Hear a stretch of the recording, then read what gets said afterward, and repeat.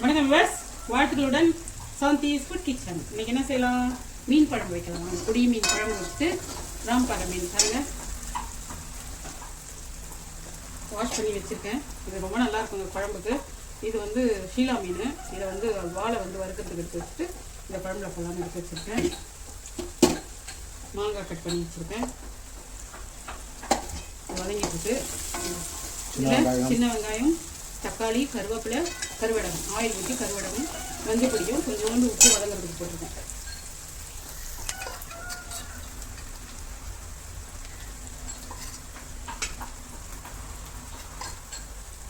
ரெண்டு ஸ்பூன் குழம்பு மிளகா பொடி போட்டிருக்கேன். இதையெல்லாம் கலந்த பொடி. இது தனி மிளகா பொடி ஒரு ஸ்பூன்.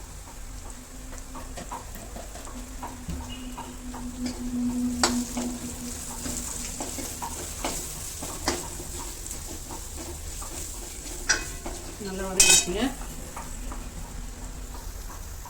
ஒரு எலுமிச்சம்பழம் சைஸ் புளி,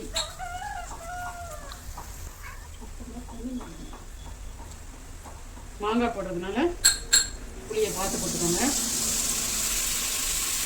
ஒரு மீடியம் சைஸ் லெமன் சைஸ் போட்டுருக்கேன். குழம்பு எவ்வளோ தேவையோ அதுக்கு தகுந்த மாதிரி நீங்கள் போட்டுக்கோங்க. நல்லா சட்டை இல்லாத வடிகட்டிக்கலாம்.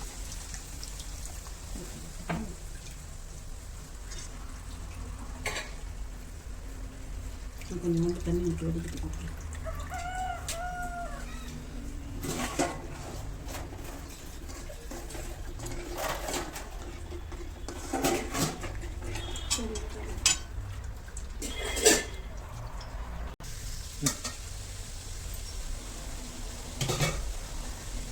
பாருங்க குழம்பு ரெடி ஆயிடுச்சு. தெரியுமா இங்கே வரைக்கும்? வறுத்த மீன், ஷீலா மீன். கொஞ்சம் வெளியே போனேன் மற்ற வேலையா நான் மறந்துட்டேன்ப்பா. மீன் பொரிச்சு எடுத்துக்கலாம்.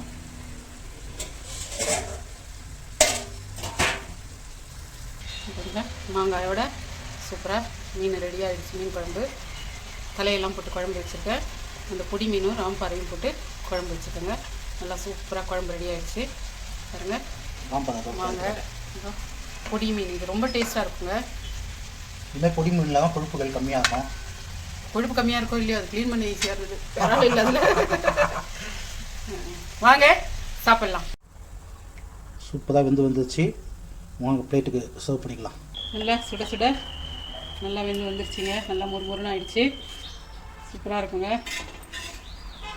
வாங்க சாப்பிட்லாம். பாருங்க நல்லா சூப்பராக வெந்து வந்துருச்சு. ஷீலா மீனுங்க, சின்னதாக இருந்தது. மீன் தடை காலம் நீங்கி இன்றைக்கி தான் முதல்ல வாங்கியிருக்கோம். எல்லாமே பொடியாக தான் வருது மீன் எல்லாமே. இப்போ கொஞ்சம் ஷேர் பண்ணுங்கள், லைக் பண்ணுங்கள், கமெண்ட் பண்ணுங்கள்.